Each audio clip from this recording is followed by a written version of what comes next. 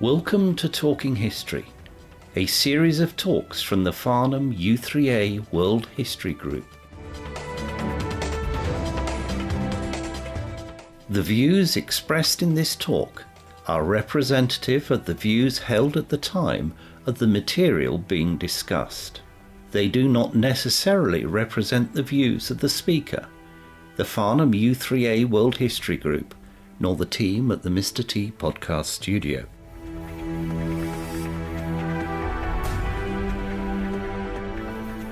In this talk, Judith Edge tells us about Samuel Pepys and the dangers that he faced during his life.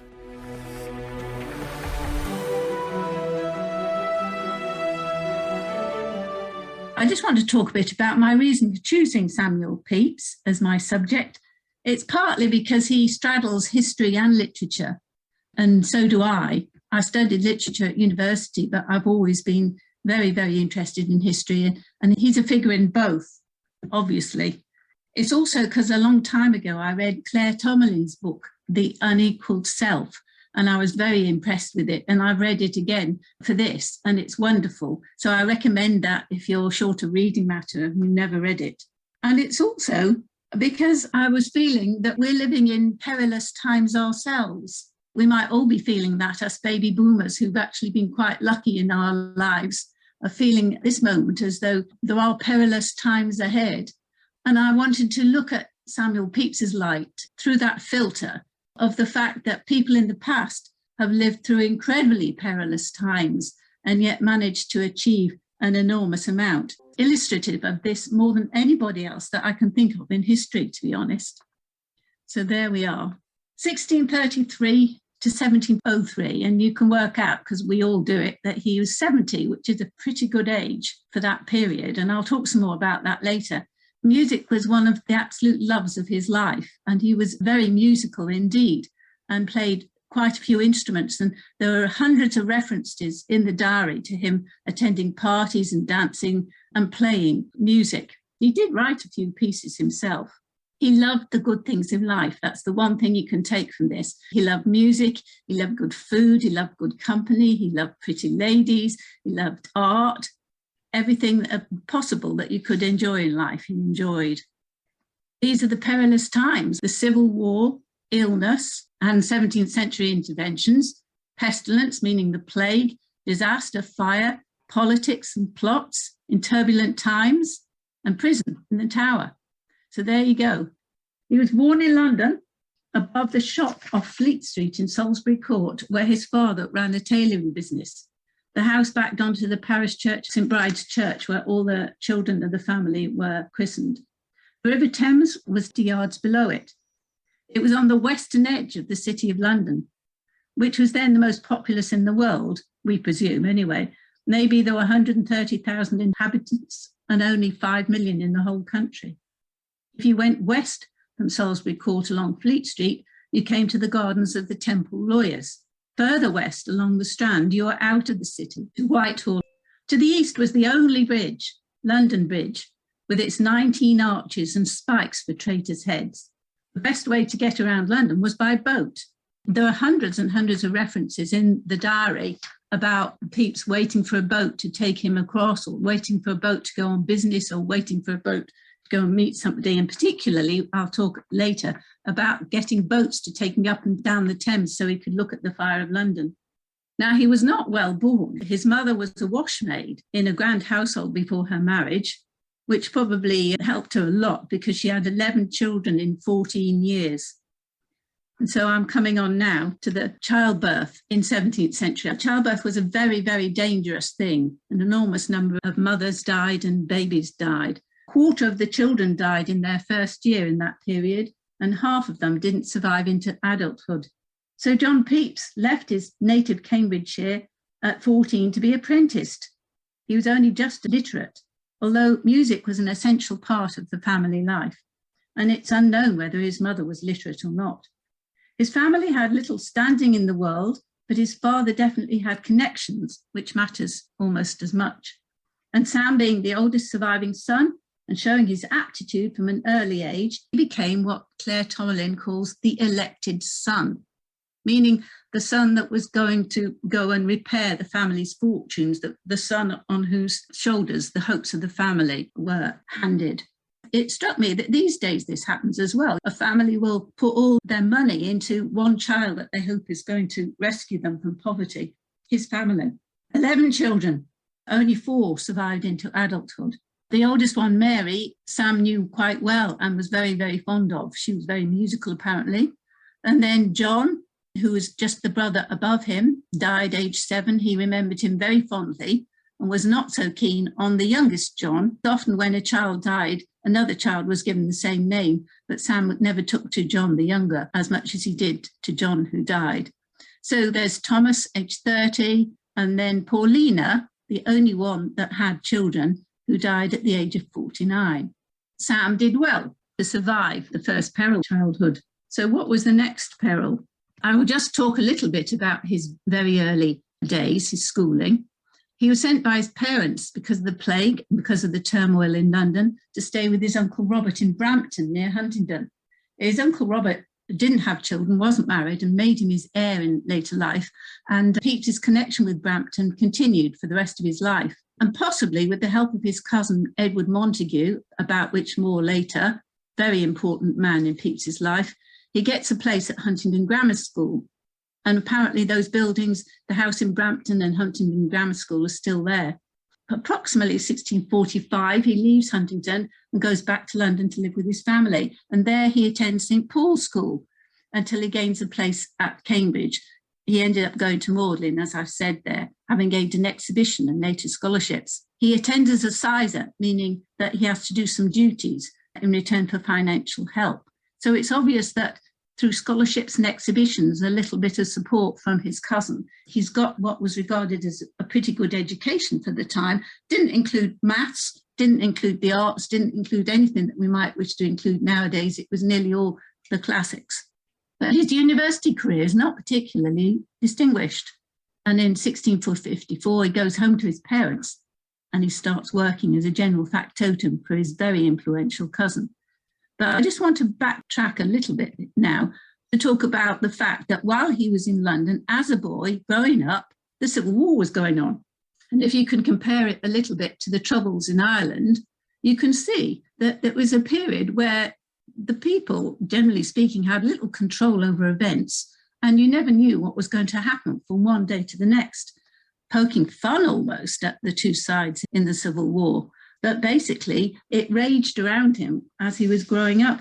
He would have seen a good deal of violence and cruelty on the streets. It was said that the war was begun in the streets of London long before the King and Parliament had any armies. Apprentices seemed always to be rioting, and there were random attacks on suspected Catholics who were the object of hatred because of the prosecutions carried out under Mary Tudor against Protestants. There was a fear that Charles's French queen would convert him and the country back to Catholicism. Crowds surged to welcome their heroes and assembled to see the execution of detested figures. And there's an example, when he was about 7, William Prynne and Henry Burton had their ears cut off for offending the King and Bishop Laud, but they were released by the power of the Commons. It was always this toing and froing of power between the King and the Commons, and cheering crowds lined the streets as they rode through London. The crowds also feared the King wanted to make himself an absolute monarch and abolish Parliament. And the Puritans heartily disliked the established church, and the tithes that had to be paid made them allies of the political opponents of the King. In 1642, when Pepys was about 9, the King's men were mobbed in the city by huge numbers of tradesmen, apprentices and seamen. We're not sure, but it's fairly clear that Pepys's mother and father were generally on the Puritan side. But the issue split the country, dividing families, cities, counties and social classes, the navy, the universities, the legal and medical professions, a bit like maybe Brexit did today. So we can see it was violent, and you wouldn't want to send your child out into the streets of London. Now, what I didn't know, which I found very interesting, I didn't know that the commoners built fortifications all the way around London to close off the roads to the city. They built 20 forts, including in places like St Pancras, Mile End, Rotherhithe and Wapping. And they were built by the citizens, 20,000 people, men and women, a sixth of the population volunteered. There was a fear that Prince Rupert would return to sack the city as he had done Brentford. It seems that Londoners and commoners in London were left-leaning, maybe like today. Most present-day Londoners know nothing of these immense earthworks, which were created by the people of London. It's not known if any of Pepys's family got involved, but his sympathies were clear when in 1649, as a schoolboy at St. Paul's School, he truanted to attend the execution of Charles I. It seems amazing to defend London and the city from the king and his men. Twice in 1647 and 1648, the new model army of Cromwell marched in and occupied the city with 18,000 troops. Rioting was endemic, both for the king's side as well as for Parliament. In 1647, a mob from the city kicked in the doors of the House of Commons and terrorised the MPs, held the Speaker hostage, sounds a bit like Capitol Hill, doesn't it? And forced a vote inviting the king back to London. So again, I would suggest it seems that generally speaking, although not totally, London was on the parliamentarian side. He's still a young man, he's 22, he's got no money. Pepys's cousin, Edward Montagu, was a very important man in Restoration times, and he was very much a friend of Cromwell's because Cromwell and the Montagu family were all in the same part of Huntingdon, and they were friendly from a very early age. So Edward Montagu was on the parliamentarian side, but then swapped, as so many people did, to the royalist cause, and he was prominent in both times. So what Samuel is doing is just general odd jobs. He hasn't even got a role. He isn't even paid. He's living in some sort of room in Edward Montagu's lodgings or big house. I have to actually start calling him the Earl of Sandwich because that's what Edward Montagu became.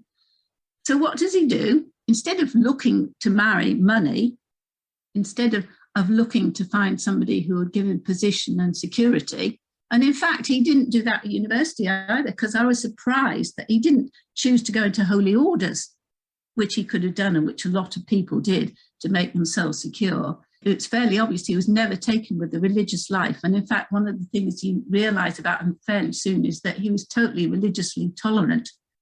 But he was a romantic, and he makes this disastrous marriage. It was disastrous in some respects anyway. He met in 1655 and fell deeply in love with a penniless beauty, aged just about 15. Now, you don't have to think he was a lecherous old man, because it was perfectly acceptable to marry a girl of 15 in those days, and he was 22. She came from a French Huguenot family, Elizabeth de Marchand de Saint-Michel. She was higher in status than Pepys, her father having noble connections to the Anjou family, and her mother also had grandly connected landowning parents. All this sounds very impressive, though her family was virtually destitute and friendless when Pepys met her. And that was the problem. She was French-speaking. He taught himself French, lively and pretty. And he married her because he loved her and because he could. There was no political or pecuniary advantage to be gained at all. It was a love match. As a love match, the marriage was tempestuous, and they very much struggled, both when they found it hard to make ends meet and later on. He did recall fondly how his young wife used to make coal fires and wash my foul clothes with her own hands for me, poor wretch, in our little room at Lord Sandwich's, for which I ought to love and admire her, and I do. But he was very, very jealous of her. He wasn't exactly a handsome man. He was short, with fleshy features, and she was very pretty. And this caused major arguments. And also the number of hours he spent working and also socialising without her, including flirting and attempting to have sex with loads of other women, did cause some problems in the marriage. Claire Tomlin reports that his boss, the Earl of Sandwich, at one point solicited Elizabeth to be his mistress. Those were the times, but she refused. Between his infidelities, which were constant, and the fact that she was often too unwell to have sex, she had a problem to do with ulcers. It was a roller coaster relationship. But if you read any part of the diary, you'll see he confided her, and his plans and hopes for the future ambitions were all imparted to her. And he was very proud of her because she was so pretty and lively, and other men desired her. And it was true that he was devastated by her death at the age of 29 in October 1669, which was just after the end of the diary. So there we have it. Marriage did him no favours in terms of the world at all. This is the major peril, the one that is unforgettable. If you remember anything about Samuel Pepys and read about him. Looking back from his middle age, Pepys wrote that he couldn't remember any period of his early life when he was free of pain. And this was due to the kidney stone. His mother had them as well, and possibly one of his other siblings. And the condition was so bad he often passed blood, or as he put it, made bloody water upon any extraordinary motion. So he'd lived with this from childhood. But when he was 25, he decided he couldn't stand it any longer. He was going to have an operation and die rather than put up with it any longer. And so he opted to be operated on without anaesthetic. And I'm going to read you now a little bit of Claire Tomalin's description of what went on. Patients were advised to have the operation in the spring. Both cold and heat were considered unfavourable, and the surgeon hoped to have bright sunlight to help him to see what he was doing. Pepys duly settled on the end of March. The preparations took some time. The sick person was advised to cultivate a calm frame of mind and to avoid anger or sadness. He should feel confidence in the surgeon, even affection. All this modern-sounding advice comes from contemporary manuals. And surgeons were encouraged to give their patients an honest account of what they were to undergo. The operation was performed in the patient's bedroom, and there's a whole list of the things that they were given to eat before it was started. It included drinks with licorice, marshmallow, cinnamon, milk, rose water, and whites of 15 eggs. And after this, he was asked to position himself on the table, possibly covered with a straw-filled bag into which he could be settled, while the process of binding him up began. Some surgeons thought it wise to say a few reassuring words at this point, because the binding was terrifying. They were trussed like chickens, their legs up. A web of long linen strips wound round around their legs, neck and arms were intended to hold them still and keep their limbs out of the surgeon's way.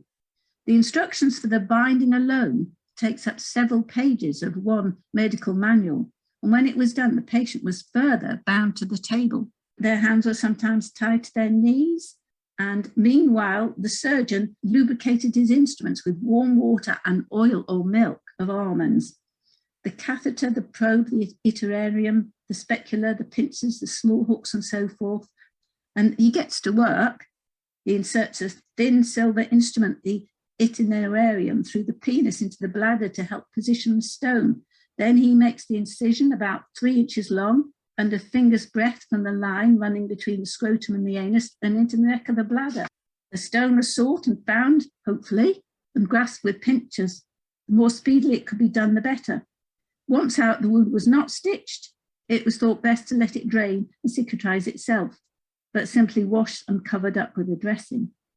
This is a no alcohol scene. We hear about on board ships, people having their legs cut off and being given alcohol to stop them feeling the pain. Well, they didn't give people who had bladder problems, kidney problems, alcohol. So he would be unconscious by now, I would have thought, with the pain. And then it was left to heal itself. Fever, insomnia, and pain were all to be expected. And above all, you would think acute anxiety. Was the bladder healing? How soon might he expect it to function again? If he moved, would he tear the just healing wound? Had the surgeon missed the prostate, something the manual worried about?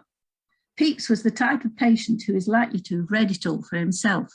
If you know anything about Pepys, he was meticulous in finding stuff out, reporting it, and making a note of it. So he knew what he was in for. Recovery for those who didn't succumb to secondary infection was supposed to take 30 to 40 days, and Pepys made it in 35. It was a triumph. By his own account, he was himself again by the 1st of May. Exactly 2 years later, he wrote in his diary, the 1st of May, 1660, "This day I do count myself to have had full 2 years of perfect cure for the stone."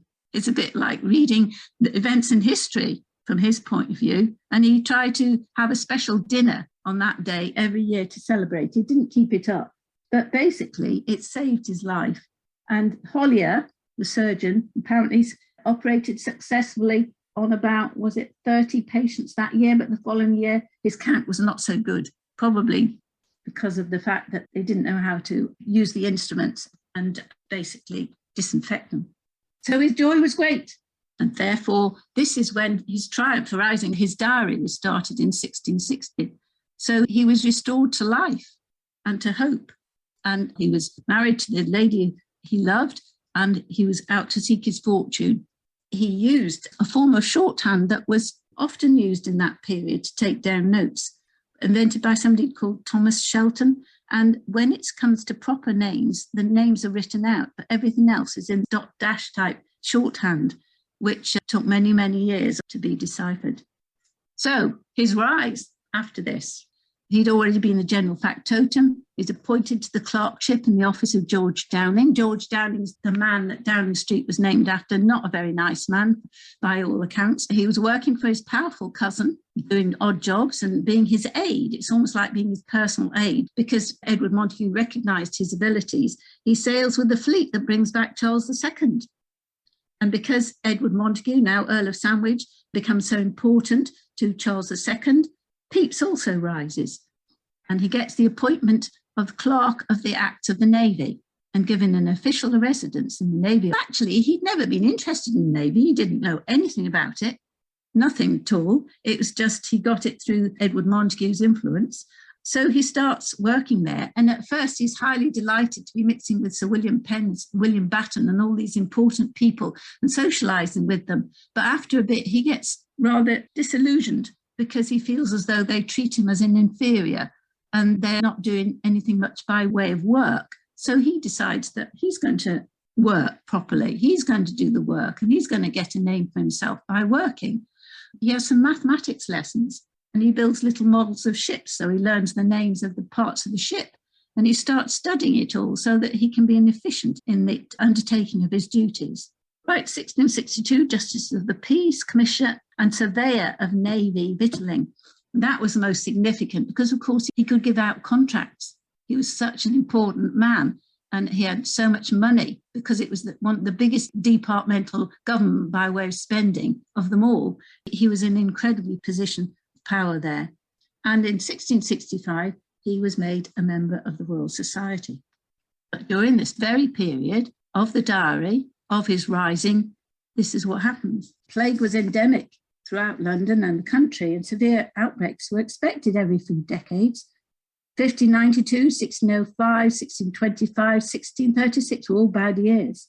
1625, 40,000 Londoners died. The rich usually left London. They knew it was contagious but didn't know how it spread, so none of the measures were effective. In 1665, city records indicated 68,596 died, though the actual number is reckoned to be over 100,000. Pepys didn't leave London during that period till August. He was working away at the Navy Office and dealing with Dutch wars, but one wonders why he wasn't affected. It might have been the relative spaciousness of his house in Seething Lane, but it's suggested by Claire Tomalin that it was natural immunity, because some people's blood is unattractive to fleas. And he commented that when he shared a bed in Portsmouth with a friend, all the fleas came to him and not to me. On the 5th of July, London having emptied, he moved his wife and servants to Woolwich, which was well out of London, and led a bachelor existence in town, which suited him fine. Claire Tomalin notes that Pepys's plague year was one of the happiest years of his life. Despite what was going on around him, he was very, very happy. It struck me, having recovered from the stone operation at the height of his powers and almost at the height of his influence, he's not worried about the plague because he's not going to die, is he? Just like young men, young women everywhere, age 25, it's not going to get them. This is what he wrote. The invincibility of youth, I've called it. When the death figures are at their worst, he wrote that everything else has conspired to my happiness and pleasure. I do end this month, September 1665, with the greatest content, and may say that these last few months for joy, health and profit have been much the greatest that I ever received in my life. I have never lived so merrily. Besides, I never got so much as I have done during this plague time. So we move from that peril. It's just washed over him, really. And he noted it. He didn't seem affected by it, to the next peril, which is, we all know, fire, which affected him quite considerably more. At 3 a.m. on a Sunday morning, the 2nd of September, Pepys was woken by Jane, his servant. The servant had got up early to cook for a dinner party. I reflected when I read that. She got up at 3 o'clock in the morning to cook for a dinner party. That's the life of the servant. There was a fire in the region of Billingsgate. At first, it was of no concern to Samuel. He woke again at 7. The fire was moving west away from Seething Lane, because Seething Lane is on the east, near the tower. And so he thought again, because they were so used to fires, he wasn't too concerned about it. But then Jane came and reported that 300 houses had been burnt down and the fire was near London Bridge. He dressed himself and walked over to the tower and went up to its high windows as an observation point. And then he went down to the river and he got a boat and had himself rowed westward, passing under the bridge. Some people were very reluctant to leave their houses and waited to the last minute, and he noted, as did the pigeons. He instructed his boatman to take him to Whitehall, where Sunday service was in progress in the chapel. He went straight to tell people about the fire. The king sent for him. Pepys advised him and the Duke of York to order the blowing up of houses. So this blowing up of the houses for fire breaks was one of the only ways of dealing with it. And it's quite clear that Pepys is instrumental in saving fair bits of London, but also he ended up saving the office of the Navy, because he suggested to Sir William Penn that they send for some of the seamen down at Deptford to come up the river and to help with the blowing up of the houses around it. And they came, and in actual fact, the office was saved. So he had a key role in the Great Fire of London as the first to inform the king and give him sound advice. He walks around London, fascinated by the strangeness of everything, and he wrote an account of what he saw on loose sheets of paper, because, of course, he didn't have his journal with him, and he copied them into the journal later. The fire burned for nearly 5 days. Approximately 1/3 of the city was destroyed. 70,000 to 100,000 people were made homeless. 13,000 homes destroyed. 87 churches burned to the ground. Landmarks such as St. Paul's Cathedral and the Guildhall were lost. These are the only bits of the diary I thought it was worth listening to get a flavour of it, because his descriptions of the fire have become, if you like, part of history. Having seen as much as I could now, I away to Whitehall by appointment, and there walked to St. James's Park and met my wife and Creed and Wood. And to the fire up and down, it's still increasing and the wind great. So near the fire as we could smoke, and all over the Thames, with one's face in the wind, you're almost burned with a shower of fire drops. This is very true. So as houses were burned by these drops and flakes of fire, 3 or 4, nay, 5 or 6 houses, one from another. When we could endure no more upon the water, we to a little alehouse on the bankside, over against the 3 Cranes, and there stayed till it was dark almost, and saw the fire grow, and as it grew darker, appeared more and more, and in corners and upon steeples, and between churches and houses, as far as we could see up the hill of the city, in a most horrid, malicious, bloody flame, not like the fine flame of an ordinary fire. We stayed till it being darkish, we saw the fire as only one entire arch of fire from this to the other side of the bridge, and in a bow up the hill, for an arch of above a mile long. It made me weep to see it. The churches, houses, and all on fire and flaming at once, and a horrid noise the flames made, and the cracking of houses at their ruin. So home with a sad heart. And then he talks about getting his goods away. I mean, everybody was trying to transport their goods on boats towards safer places, and he gets his gold and his iron chests, and it says, I got my bags of gold into my office ready to carry away, and my chief papers of accounts also there, and my tallies into a box by themselves. And it struck me reading that how important it was for him to keep the records of what he'd been writing down. And also it was like he was the first accountant. He kept a tally of everything and he wanted to preserve it. So they go to William Penn, one of his friends. William Penn and he decide that they're going to bury stuff in a hole in the ground to save it from the fire. So in the evening, Sir William Penn and I did dig another hole and put our wine in it. And I, my Parmesan cheese, as well as my wine and some other things, because Parmesan cheese was very, very expensive and it kept for ages. And so this was one of the precious things that he buried, and he's famous for that. Another description of the fire.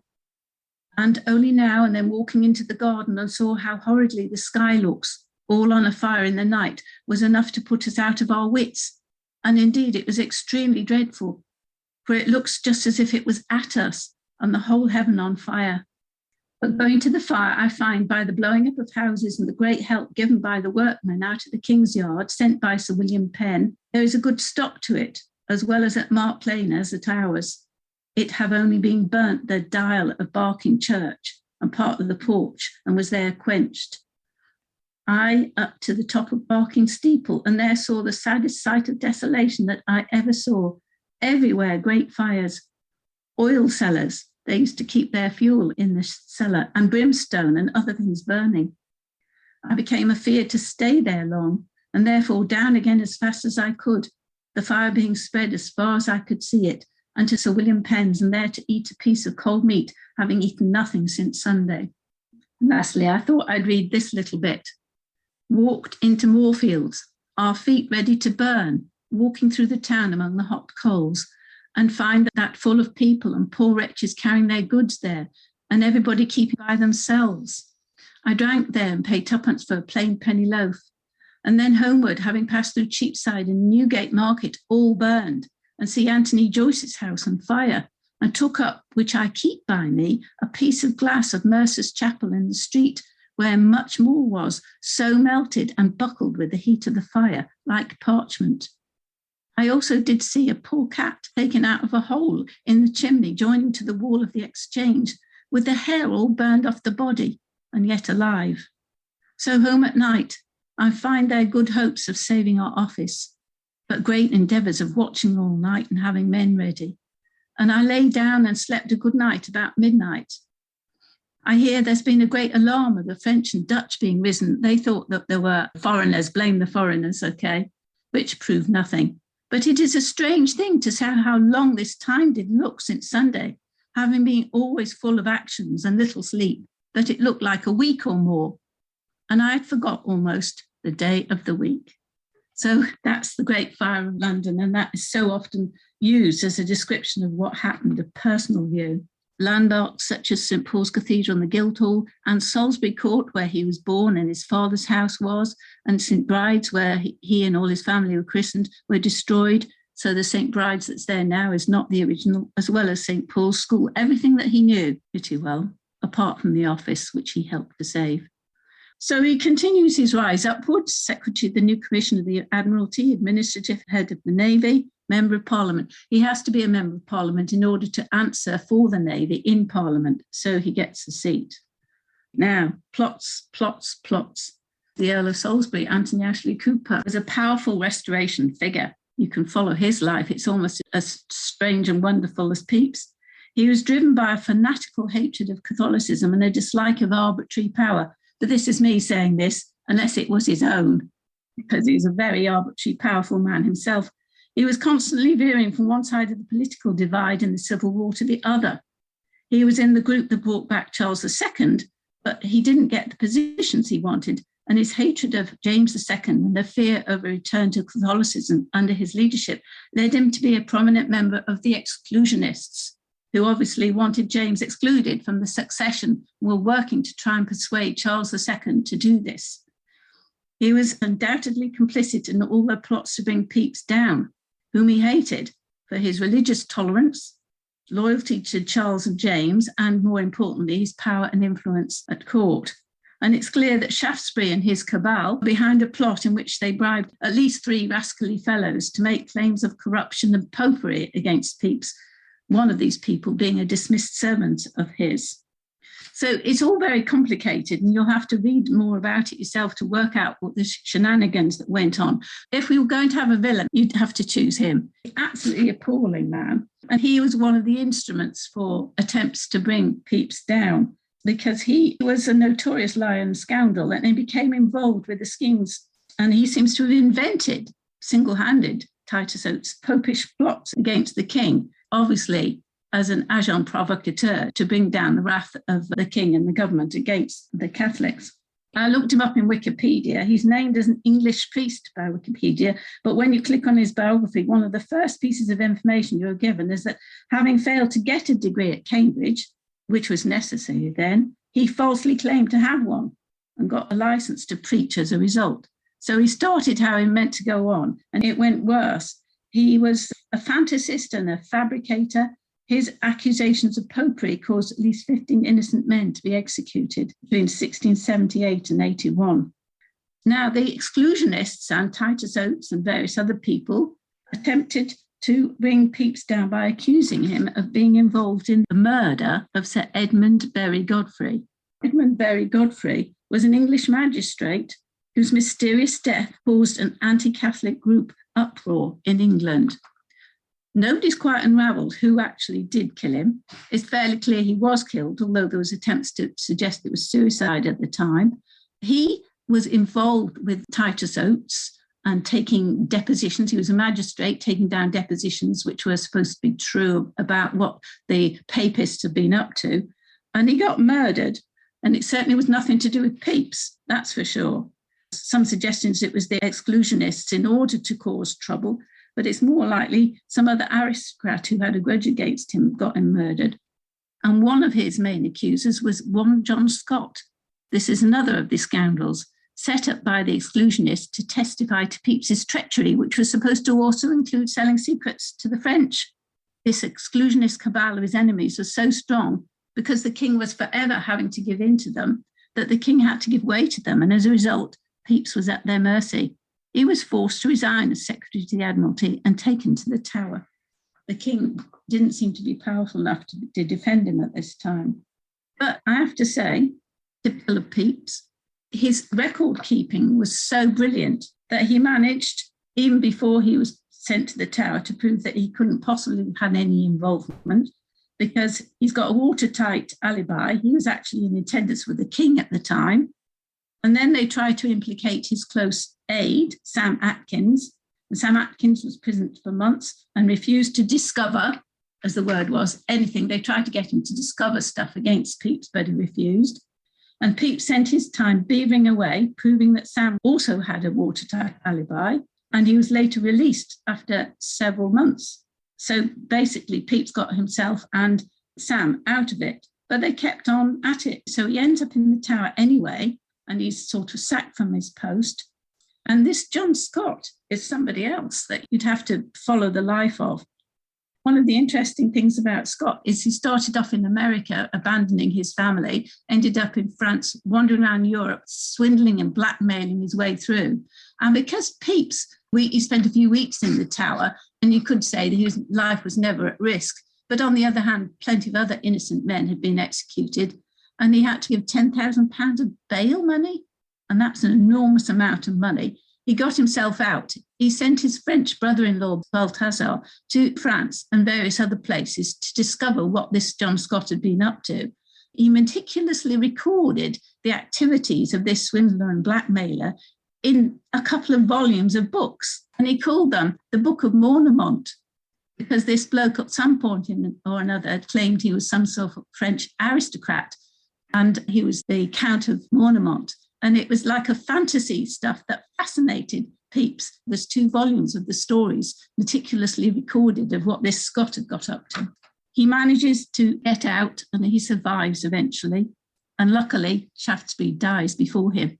So when King Charles felt his position was strong enough to ignore his enemies, he's taken into public service, given his old position and named Secretary of the Affairs of the Admiralty, combining modern offices, the First Lord of the Admiralty and Secretary, both administering the service and answering for it in Parliament.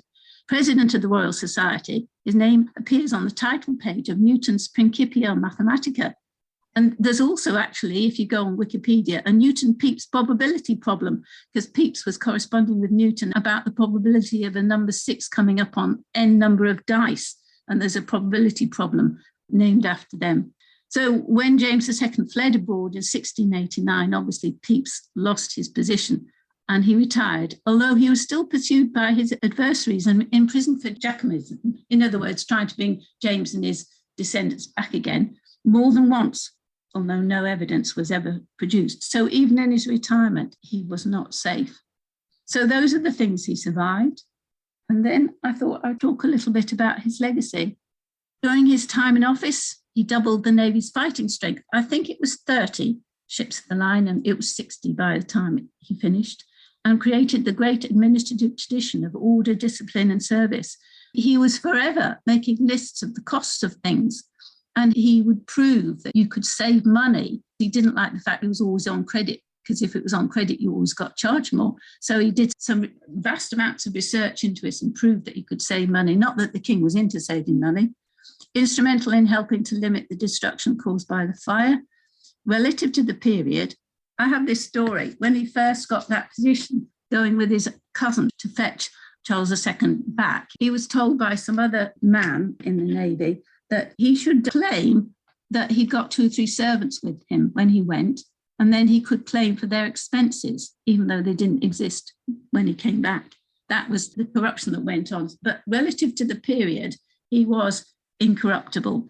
He would acknowledge presents given him, people who got contracts, but he wouldn't necessarily give them another contract unless he thought it was good value. As president of the Royal Society, and I think he was appointed this because they knew he'd do this, he rescued it from financial difficulties, sacked members who didn't pay their membership fees, and started the meticulous recording of their meetings and experiments, which still exist today. He left his library of 3,000 books and bookcases. You may have heard the fact that he's one of the earliest people to have built proper bookcases with opening doors and glass to preserve the books. And he had this closet where he kept them all, and he would show his friends and acquaintances very proudly this library of books. He left all his books and the bookcases to his alma mater, Magdalen College, Cambridge, and it's one of the most important surviving 17th century collections. And among them, he put the 6 volumes of his diary. In the summer of 1692, he told all his friends he was going to the country, but he didn't. He stayed put and shut himself in his library for over 3 months in order to deal with papers that I have so many years been tumultuously gathering and laying by, without a vacancy or hand or head, or even to garble, sort, or put in order for use either to myself or any that come after me. In September, he confessed his deceit to Evelyn Gale, and he had to admit that his months of confinement had caused his legs to swell. But he completed this small piece of work that demanded 3 months of absolute solitude. He never explained, but Tomerlin guesses that he was reading through his diary slowly, because you may or may not know, he stopped writing his diary because he thought he was losing his eyesight because he spent so much time reading and writing in candlelight. So he thought he'd better stop. But his eyesight didn't deteriorate that much, even though he never continued. But she guesses that he was reading through the diary slowly and considering its future and his own. He knew now that he was not going to achieve literary immortality by writing naval history. He started a naval history, but he didn't finish it. To leave a book behind you is the surest form of afterlife, as Pepys, reader and collector of books, knows well. He had remarked years before on the death of an eminent doctor that he was a man of good judgment, but hath writ nothing to leave his name to posterity by. Pepys, however, had. There were 6 volumes, still decently veiled in shorthand, that might one day speak for him to posterity, if he had the courage to allow them to survive. Sometime during the last years of his life, he thought the matter over, and this mysterious solitary summer stands as a likely moment for him to have done so. The volumes of the diary were replaced on the shelves and renumbered in the new catalogue he made in 1693. And nobody knew they were there. Well, at least they knew they were there, but they weren't properly looked at until the early 19th century. It would have been too dangerous for him to tell anybody. In fact, I only got one reference that he told his friend Coventry. And then afterwards in his diary, he notes he wished he hadn't. He's worried about having told anybody. This is what it says in the Gutenberg. This work has been selected by scholars being culturally important and is part of the knowledge base of civilization as we know it. And lastly, I just thought I would read you the very end, the very last page, the very last entry in his diary, because he is incredibly sad at the thought of giving it up. He doesn't want to at all. End of May, 1669. And thus ends all that I doubt I shall ever be able to do with my own eyes in the keeping of my journal. I being not able to do it any longer, having done now so long as to undo my eyes almost every time that I take a pen in my hand. And therefore, whatever comes of it, I must forbear, and therefore resolve from this time forward to have it kept by my people in longhand. I must therefore be contented to set down no more than is fit for them and all the world to know. Or if there be anything, which cannot be much, now my amours are past, and my eyes hindering me in almost other pleasures, I must endeavour to keep a margin in my book open, to add here and there a note in shorthand with my own hand. So he's thinking, I'll get other people to write it in longhand, everything I think is all right to write, and then I'll add little bits in shorthand on my own. But he never did, actually. And so I betake myself that course which is almost as much as to see myself go into the grave, for which and all the discomforts that will accompany my being blind, the good God prepare me. He doesn't very often refer to God, our Samuel, but he does there. He desperately wanted to keep doing it, but he sincerely thought that he was losing his eyesight, and therefore he gave it up. And although he kept logs and journals of various kinds afterwards, there's nothing like this before or since, I don't think. So there you go. Two strange little facts. He wrote a novel when he was at university, and he reread it and destroyed it later, but he did actually say, more or less, I don't think I could do that as well again now if I tried to. So maybe nowadays he would be a novelist rather than anything else. And also in his diary, apparently, there's the first reference to anybody having a cup of China tea. So there you have him, Samuel Pepys. I'm very fond of him, partly because he's so tolerant in an age of intolerance. Very loved, with a circle of friends, an enormous circle of friends. It included John Evelyn and the eminent people of his age. So you could spend your life looking at the different aspects of his life. That's Samuel Pepys for you, ladies and gentlemen.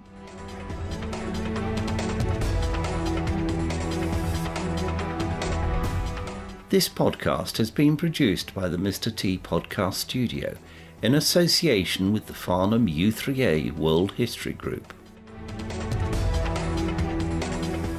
Thank you very much for listening to this talk.